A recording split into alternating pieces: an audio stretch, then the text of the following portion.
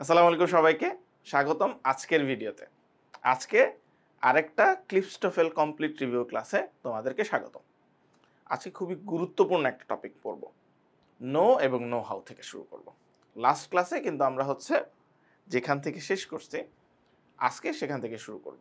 তোমরা যারা এখনই ফার্স্ট এই প্লেলিস্টের ভিডিওটা দেখতেছো, আমি তোমাদেরকে বলবো তুমি একদম শুরু থেকে আমাদের এই প্লেলিস্টের একদম প্রথম ভিডিও থেকে কিভাবে ক্লিপস্টোফেল বই পড়তে হয় অ্যান্ড একদম বেসিক থেকে আজকে 30তম ক্লাস, মেবি 30 বা 31তম ক্লাস হবে। সো তোমরা শুরু থেকে শুরু করে আসো। আর যারা এই টপিকটা শুধু এই টপিকটা নো হাউ এই টপিকটা পড়তে চাও তারা এখন থেকে শুরু করতে পারো। আমি তোমাদেরকে বলবো তুমি বই খাতা নিয়ে বসো, এই বইটা ক্লিপস্টোফেল বইটা তোমার সাথে থাকতে হবে যাতে করে তুমি ভালো মতো দেখতে পারো অ্যান্ড একটা খাতা থাকতে হবে যেখানে তুমি নোট করতে পারো। তো চলো শুরু করি আজকে ক্লাস। আজকে নো এবং নো হাউ, মানে কোথায় আমি নো বসাবো এবং কোথায় নো হাউ বসাবো, এইটার জন্যই আজকে এখানে আসতেছে 27 নাম্বার পয়েন্ট। খেয়াল করে দেখো, এখানে বলতেছে know how is usually used to indicate that one has the skill or ability to do something। বলতেছে নো হাউ দ্বারা বোঝায় কারো কোনো স্কিল অথবা তার কোনো কিছু করার ক্ষমতা। Thus it is usually followed by a verb। বলতেছে এটা একটা ভার্ব দ্বারা ফলোড হয়, মানে এটার পরে একটা ভার্ব থাকে, and when it is the verb must be in infinitive। খেয়াল করে দেখো, যদি নো হাউ কথাটা থাকে এই নো হাউ কথাটা থাকে তাহলে এর পরে একটা ভার্ব বসবে এবং এই ভার্বটা সবসময় ইনফিনিটিভ বসবে। What is infinitive verb? Verb in infinitive মানে to plus verb. Verb in infinitive মানে টু প্লাস ভার্ব। তাহলে আমি যদি একটা ভার্ব বসাই তাহলে টু প্লাস ভার্বের বেস ফর্ম বসাবো। তাহলে স্ট্রাকচারটা কি? স্ট্রাকচারটা সাবজেক্ট থাকবে, তারপরে যদি নো হাউ থাকে তারপরে অবশ্যই একটা ভার্ব বসবে এবং সেই ভার্বটা কিসে থাকবে? ইনফিনিটিভ ফর্মে থাকবে। কিছু এক্সাম্পল দেখে ফেলি। তার আগে এটার সাথে কম্প্যারিজন করার জন্য যদি নো থাকে, হ্যাঁ শুধু নো থাকে itself by itself, on the other hand is usually followed by a noun and a prepositional phrase or a sentence। তাহলে যদি নো হাউ থাকে তাহলে তারপরে অলওয়েজ কি বসবে? ভার্ব বসবে। আর যদি শুধু নো থাকে তাহলে তারপরে নাউন বসতে পারে, প্রিপোজিশনাল ফ্রেজ বসতে পারে, অথবা কোনো একটা সেন্টেন্স, কোনো একটা ক্লজ বসতে পারে। ওকে, সো এখানে দেখো কম্প্যারিজনটা দেখো, নো হাউ এবং নো। জিএসটি পরীক্ষাতে এই নিয়ম থেকে প্রশ্ন আসতে পারে। গত বছর বা তার আগের বছরে এই নিয়ম থেকেই প্রশ্ন আসছিল। ওকে, স্ট্রাকচারটা দেখো, সাবজেক্ট থাকবে, নো থাকবে, তারপরে হয় নাউন থাকবে অথবা প্রিপোজিশনাল ফ্রেজ থাকবে অথবা কোন একটা সেন্টেন্স অথবা ক্লজ থাকবে। ওকে, আচ্ছা তাহলে এক্সাম্পলগুলো একটু দেখে ফেলি। আমি তোমাদেরকে সবসময়ই বলে থাকি যে তুমি নিজের এক্সাম্পল তৈরি করো, নিজে একটা সেন্টেন্স তৈরি করার চেষ্টা করো। এটা শুধুমাত্র তোমার রিটেন স্কিলকে ডেভেলপ করবে না, এটা তোমার গ্রামার স্কিলটাকে, ইংলিশের স্কিলটাকেও ডেভেলপ করবে। Okay, Bill knows how to play tennis well. Bill knows how to play tennis well. Maggie and her sister know how to prepare Chinese food. Do you know how to get to Jerry's house from here? আবার খেয়াল করে দেখো, no দিয়ে দেখো, Jason no, তারপরে কি বসবে? একটা নাউন বসবে, the answer. Jason knew the answer to the teacher's question. No one knows about Roy's accepting the new position. No one knows, prepositional phrase. No one knows about Roy's accepting the new position. I did not know that, একটা clause, that you were going to France. I did not know that you were going to France. তাহলে no এবং know how এর আশা করি তোমাদের সমস্যা সমাধান হয়ে যাওয়ার কথা। নো হাউ এবং নো নিয়ে তোমাদের যদি কোশ্চেন কোনো থাকে তাহলে আজকের ক্লাসের পরেই তোমাদের সমাধান হয়ে যাওয়ার কথা। তারপরে আমি তোমাদেরকে 30 সেকেন্ড একটা সময় দিলাম, তো তুমি দুইটা সেন্টেন্স লিখবা, একটা হচ্ছে নো দিয়ে আর একটা হচ্ছে নো হাউ দিয়ে। 30 সেকেন্ডের সময় দিলাম। এই ভিডিওটা তুমি পজ করে নিতে পারো অথবা ভিডিওটা কন্টিনিউ করতে পারো। কন্টিনিউ করে তুমি হচ্ছে এখানে যেই সেন্টেন্সগুলো দেওয়া আছে সেই সেন্টেন্সগুলো থেকে নিজের মতো করে একটা সেন্টেন্স তৈরি করতে পারো, তাহলে তোমার এই প্র্যাকটিসটা ভালো হবে।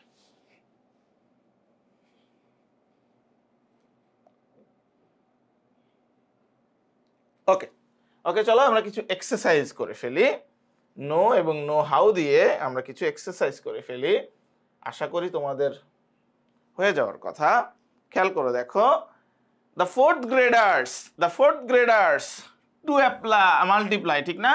তাহলে কি হবে? আমরা জানি নো হাউ এর পরে অলওয়েজ ইনফিনিটিভ ভার্ব বসে। How many people hair know how to ski. We dash about Mary's engagement to James. তাহলে we know অথবা we knew about. The chemistry students, গ্যাপের পরে দেখো কি দি ফর্মুলা, একটা নাউন, তাহলে কি আসবে? নো। নিয়মটা হচ্ছে নো হাউ এর পরে অলওয়েজ ভার্ব বসবে, নো হাউ এর পরে অলওয়েজ ভার্ব বসবে, আর নো এর পরে নাউন অথবা প্রিপোজিশন ফ্রেজ অথবা কোন একটা ক্লজ বসবে। তাহলে এখানে নাউন আছে তাই আমি নো দিলাম। Although he has been driving for 15 years, যদিও সে 15 বছর ধরে ড্রাইভ করে যাচ্ছে, he does not dash to change a tire properly, ঠিক আছে? তাহলে to change এখানে কি আসবে? ভার্বের ইনফিনিটিভ ফর্ম কি আসবে? Know how. Okay, Leon dash that his friends would react to his proposition. Leon knew that, জানতো যে his friends would react to his proposition. Nobody, এখানে দেখো, খেয়াল করো, দেখো গ্যাপের পরে দেখো, nobody dash to get, তাহলে nobody knew how to get to the turnpike yesterday.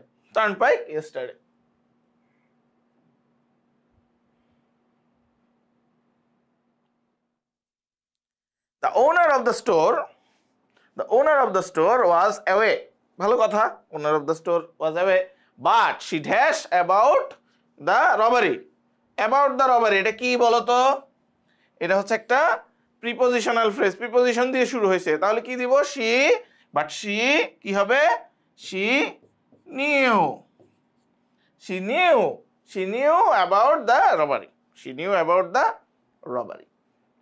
We dash to type before we entered the university. We knew how to type before we entered the university. He does not dash to dance. তাহলে কি হবে? does not know how to dance, but he tries. Okay, no এবং know how, আশা করি তোমাদের সমস্যা সমাধান হয়ে গেছে। এখান থেকে তোমাদের শুধুমাত্র জিএসটি বলো, ঢাকা বিশ্ববিদ্যালয় বলো, মেডিকেল অ্যাডমিশন টেস্ট বলো, বা হচ্ছে যে কোনো কম্পিটিটিভ এক্সামে যেখানে হচ্ছে ইংলিশটা হচ্ছে কম্পালসারি বা ইংলিশ সাবজেক্টটা থাকে, সেখানে গ্রামারের কোশ্চেনের জন্য এই নো হাউটা কিন্তু খুবই গুরুত্বপূর্ণ। ওকে, তাহলে চলো আমরা হচ্ছে পরেরটাতে যাই। ক্লজ অফ কনসেশন মানে হচ্ছে বিপরীত। বিপরীত কোন একটা কিছু বোঝানোর জন্য। খেয়াল করো, দেখো, clauses of concession yielding show contrast between two ideas. Contrast, বিপরীত, কোন আইডিয়ার বিপরীতটা বোঝানোর জন্য কি ইউজ করা হয়? কনসেশন ইউজ করা হয়। They are introduced by, although, even though, though, despite, in spite of. তাহলে কনসেশন ক্লজগুলা ব্যবহার করার জন্য আমাদের কি করতে হবে, এই জিনিসগুলো, এই এক্সপ্রেশনগুলা আমাদের ইউজ করতে হবে। এবং এই এক্সপ্রেশনগুলো থাকলে আমরা বুঝবো যে অপোজিট সাইডে, যে সাইডে এই এক্সপ্রেশনগুলো আছে তার অপোজিট সাইডে অবশ্যই কন্ট্রাস্টিং কোন একটা বিষয় বসবে। কন্ট্রাস্টিং মানে হচ্ছে বিপরীত কোন একটা বিষয় বসবে। ওকে, এখন অনেকেরই একটা সমস্যা, অনেকেই হচ্ছে একটা কি বলে, একটা ধারণায় মানে ইয়া করে যে অনেকে মনে করে যে ডেসপাইট অফ, ইনস্পাইট অফ। না, ডেসপাইট অ্যালোন আর ইনস্পাইট অফ, হ্যাঁ, দুইটা অর্থ সেম, কিন্তু ডেসপাইটের পরে কোনো অফ নাই। ডেসপাইটের পরে কখনো অফ বসবে না, ডেসপাইটের পরে সবসময় কখনোই অফ বসবে না। ইনস্পাইটের পরে সবসময় অফ বসবে। Despite, in spite of, despite, in spite of. These are the prepositions. These are the prepositions which can be used interchangeably. মানে কি একটা আরেকটার বিপরীতে ব্যবহার করা যাবে। They mean the same. তারা হচ্ছে সেম অ্যাজ, although, etc. মানে although, even though, এগুলার অর্থ প্রকাশ করে, but the grammar is different. মানে গ্রামারটা ডিফারেন্ট। একই রকম ভাবে ইউজ হয়, একই মিনিং এ ইউজ হয়, কিন্তু গ্রামারটা different. They can go at the beginning or the middle of the sentence. একটু পরে বুঝাই দিব যে মিডিলে কিভাবে আসে, শুরুতে কিভাবে আসে। প্রথমেই বলছে যে এই দুইটা হচ্ছে কি, এই দুইটা হচ্ছে ইন্টারচেঞ্জেবলি ইউজ হয়। মানে কি একটা আরেকটার জায়গায় ইউজ হতে পারে, ঠিক আছে। তারপরে কি বসবে, নাউন ফ্রেজ বসবে, নাউন ফ্রেজ বসবে। ওকে, ডেসপাইট, ইনস্পাইটের পরে নাউন ফ্রেজ বসবে। এমন একটা জিনিস যেটা নাউনের কাজ করবে, এমন একটা জিনিস যেটা নাউনের কাজ করবে, সেটাই বসবে। ওকে, এক্সাম্পলটা একটু দেখে ফেলি।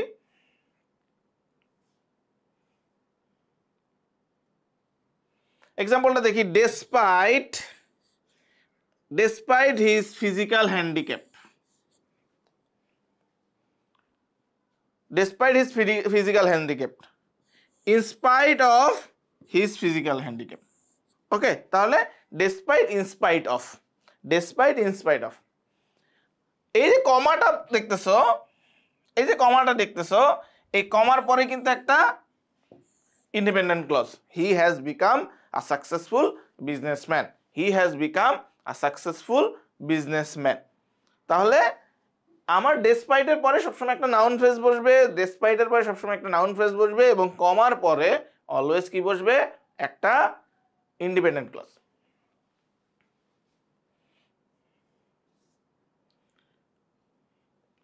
এখন ওই জিনিসটাই একটু আগে খেয়াল করে দেখো, ওই জিনিসটাই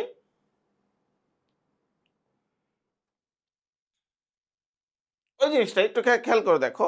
এই যে কমাটা, এই যে কমাটা, আমি হচ্ছে আগে যেই ক্লজটা আছে এই ক্লজটাকে আগে নিয়ে আসবো, মানে সরি, শেষে যেই ক্লজটা আছে সেটা আমি আগে নিয়ে আসবো, এবং এই জিনিসটাকে পরে নিয়ে যাব। কি লিখবো তাহলে? তাহলে লিখবো he has become a successful businessman. সে একজন সাকসেসফুল বিজনেসম্যান হয়ে গেছে despite his physical handicap. Okay, তাহলে আর কোনো কমার ব্যবহার করা লাগতেছে না। তাহলে শুরুতেও ডেসপাইট থাকতে পারে, মাঝখানেও ডেসপাইট থাকতে পারে। খেয়াল করে দেখো, Jane will be admitted to the university, Jane will be admitted to the university despite her bad grades, অথবা in spite of her bad grades. এখন তুমি চট করে যেমন হচ্ছে ঢুকে পড়বে, ঠিক চট করেই তুমি হচ্ছে কি করো, একটা নিজের মতো একটা সেন্টেন্স তৈরি করে ফেলো ডেসপাইট অথবা ইনস্পাইট অফ দিয়ে। ওকে, তোমার নিজের মতো করে একটা সেন্টেন্স তৈরি করে ফেলো, তাহলে দেখবা যে এই জিনিসটা একদম ক্লিয়ার হয়ে যাচ্ছে।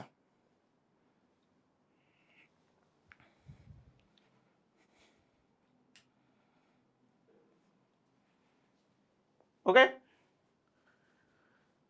ওকে, এবার আসো অলদো, ইভেন দো, দো।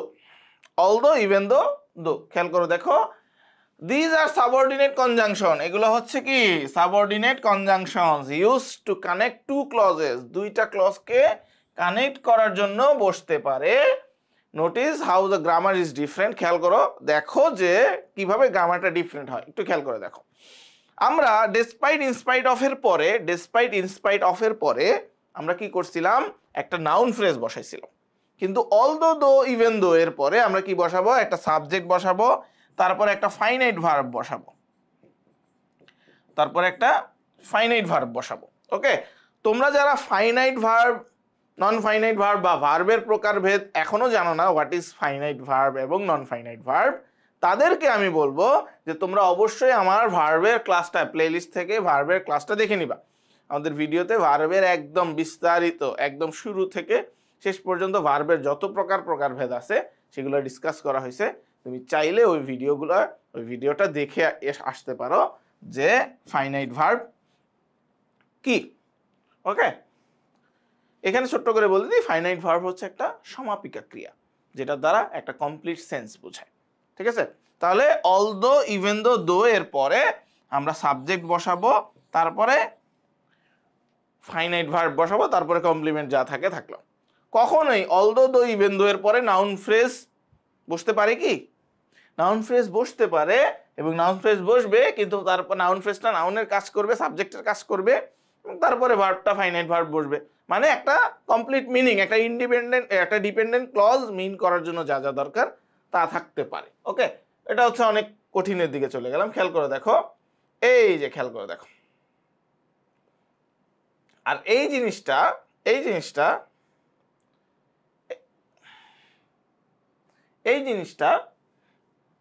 সেন্টেন্সের শুরুতেও থাকতে পারে, মাঝখানেও থাকতে পারে।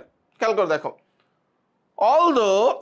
although he has a physical handicap, subject verb finite verb, তারপর কমপ্লিমেন্ট, আ ফিজিক্যাল হ্যান্ডিক্যাপ। যারা এখনো কমপ্লিমেন্ট বুঝতেছো না, হ্যাঁ ফাইনাইট ভার্ব বুঝতেছো না, অবশ্যই তোমার হচ্ছে কি আবার শুরু থেকে শুরু করে আসতে হবে, প্লেলিস্টে শুরু থেকে শুরু করে আসতে হবে। আমি এখানে বিস্তারিত আলোচনা করতেছি না হোয়াট ইজ কমপ্লিমেন্ট। ওকে, আমি কিন্তু আমাদের এই ক্লিপস্টফেল সিরিজেই হচ্ছে কমপ্লিমেন্টগুলো আলোচনা করে আসছি। ওকে, কমপ্লিমেন্টে কি কি বসবে, সাবজেক্টে কি কি বসতে পারে। So he has become a successful businessman. আবার দেখো, Jane will be admitted to the university. Even though, এখানে অলদো ইভেন দো যে কোনো একটা আসতে পারতো। She has bad grades. Okay, আরো কিছু এক্সাম্পল দেখতে পারি আমরা চাইলে, একদম মিল করে। খেয়াল করে দেখো, in spite of the bad weather, এটা কি একটা নাউন ফ্রেজ, ঠিক না? In spite of the bad weather we are going to have a picnic. এখানে খেয়াল করো, the child ate the cookie even though his mother had told him not to. ঠিক আছে, তাহলে ইভেন দো এর পরে হিজ মাদার আসছে সাবজেক্ট, তারপরে এটা হচ্ছে ফাইনাইট ভার্ব, এই যে কম্পাউন্ড ভার্ব হ্যাড টোল্ড, এই যে কমপ্লিমেন্ট। ঠিক আছে, আবার দেখো এই জিনিসটাকেই অলদো দ্বারা প্রকাশ করছে। Although the weather was very bad we had a picnic.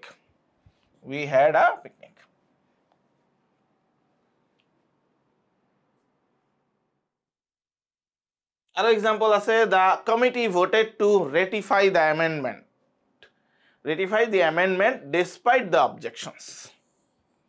despite the objections. Noun phrase. Although he had not finished the paper, he went to sleep. আশা করি এক্সাম্পলগুলো তোমাদের বুঝতে সুবিধা হচ্ছে। She attended the class although she did not feel alert. ওকে, তাহলে এইটা হচ্ছে finite verb, হ্যাঁ, compound verb. Exercise 42 করে ফেলি, চলো। ও আচ্ছা, এটা তোমরা নিজেরা করবা। এখানে আমি কোশ্চেনটা বুঝাই দিচ্ছি, তোমাদের যাদের সাথে বই আছে তোমরা বইয়ে দেখতে পারো change the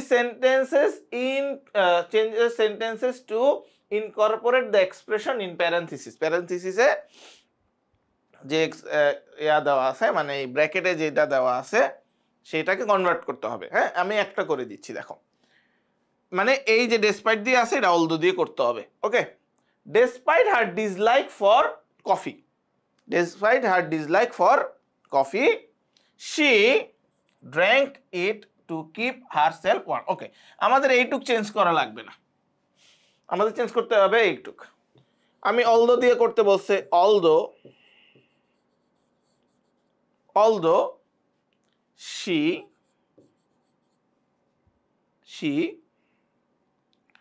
dislike coffee, comma she drank it to keep herself warm। বোঝা গেছে? এইভাবে করে প্রত্যেকটা সেন্টেন্স, এখানে এক্সারসাইজ আছে 10টা এক্সারসাইজ আছে। তোমরা এই 10টা এক্সারসাইজ করে আমাদেরকে কমেন্টে জানাও, অথবা আমাদের ফেসবুক গ্রুপে নোট আকারে তুমি সাবমিট করো। ওকে, এই এক্সারসাইজটা তোমরা নিজেরা করো, যাতে করে হচ্ছে এই জিনিসটা তোমরা ভালো করে বুঝতে পারো। ওকে, তাহলে সবাই অবশ্যই আমাদের ফেসবুক গ্রুপে, ওকে, অথবা তুমি হচ্ছে এটা নোট করে বা এটা এক্সারসাইজটা করে অবশ্যই আমাদেরকে কমেন্টে ছবিটা দিয়ে জানা দেবা। আজকের জন্য এই পর্যন্তই। সবাই ভালো থাকো, সুস্থ থাকো। দেখা হবে ইনশাআল্লাহ পরবর্তী ক্লিপস্টফেল ক্লাসে। আল্লাহ হাফেজ।